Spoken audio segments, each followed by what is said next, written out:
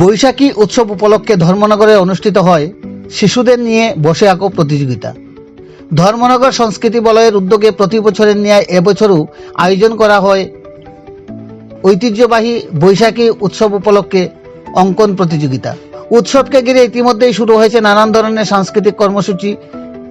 এর অঙ্গ হিসাবে রবিবার ধর্মনগর বিবেকানন্দ সার্ধ শতবার্ষিকী ভবনে অনুষ্ঠিত হয় শিশু কিশোরদের নিয়ে বসে আঁকো প্রতিযোগিতা। রং ও তুলির বাহারে এরা ফুটিয়ে তোলেন প্রকৃতি, গ্রাম বাংলার ঐতিহ্য সহ বাংলা নববর্ষ তথা বর্ষবরণের উপর নির্ভর করে রং তুলির এক অনবদ্য মেলবন্ধন। কচিকাঁচা ছাত্রছাত্রীদের পাশাপাশি অভিভাবকদের বিপুল উপস্থিতি ছিল চোখে পড়ার মতো। শিশুদের সৃজনশীলতা, শিল্পচর্চাকে উৎসাহিত করতেই এই প্রতিযোগিতার আয়োজন করা হয়েছে বলে জানান উদ্যোক্তারা।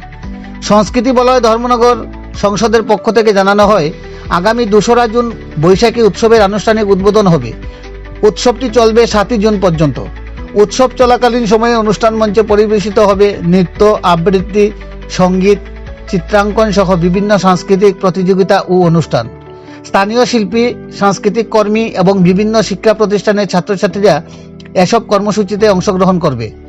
উদ্যোক্তাদের আশা, বৈশাখী উৎসব শুধু বিনোদনের মধ্যেই সীমাবদ্ধ থাকবে না, বরং নতুন প্রজন্মের মধ্যে বাংলা সংস্কৃতি, ঐতিহ্য ও সৃজনশীল চর্চার প্রতি আগ্রহ আরও বাড়িয়ে তুলবে। ধর্মনগর থেকে নিজস্ব প্রতিনিধির রিপোর্ট, শ্যামলী ত্রিপুরা। সংস্কৃতি বলয় ধর্মনগর সংসদের উদ্যোগে প্রত্যেক বছরই আমরা বৈশাখী উৎসবের আয়োজন করি। এবছরও তার আয়োজন। আজ আমাদের কচিকাঁচাদের নিয়ে এই বৈশাখী উৎসবের একটা অঙ্গ বসে আঁকো প্রতিযোগিতা হয়েছে এবং এই বৈশাখী প্রতিযোগিতার আনুষ্ঠানিক উদ্বোধনটা হবে আগামী 2রা জুন।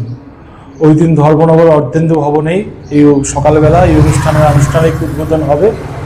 ওই দিন আজ যেমন বসে আঁকো প্রতিযোগিতা গেছে, আগামী 2 এবং 3 তারিখ রয়েছে সঙ্গীতের প্রতিযোগিতা, 4 তারিখ রয়েছে আবৃত্তি প্রতিযোগিতা, 5, 6 তারিখ রয়েছে নৃত্যের প্রতিযোগিতা এবং 7 তারিখ রয়েছে তবলা প্রতিযোগিতা এবং তারপরে পুরস্কার বিতরণী অনুষ্ঠানও হবে।